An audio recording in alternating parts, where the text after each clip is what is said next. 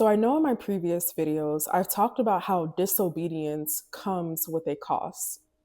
And I started seeing this play out in my own life. It felt like everything that once worked stopped working, and that the things that used to bring results and stability and progress in my life didn't anymore.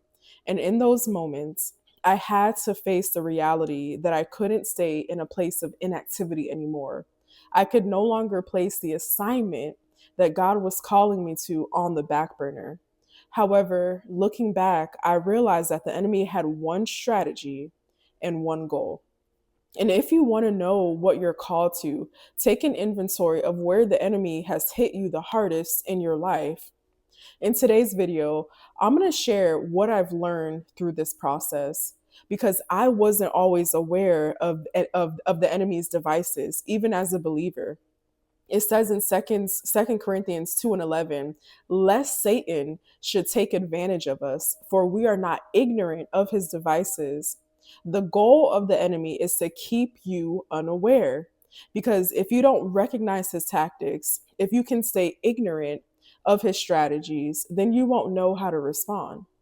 And we don't fight spiritually in natural ways. The Bible says that the weapons of our warfare are not carnal and that we wrestle not against flesh and blood. The thing is that I was a believer, but I was still unaware. I'm going to say that again.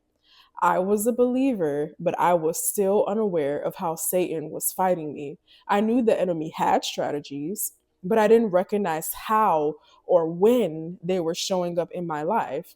And what I started to notice was that they were showing up like clockwork. And I began to recognize the pattern. And I had to learn that not everything is random. Some of the resistance you're experiencing is not a coincidence, it's strategic. I started to realize that the enemy doesn't just attack randomly, he has patterns and he has tactics.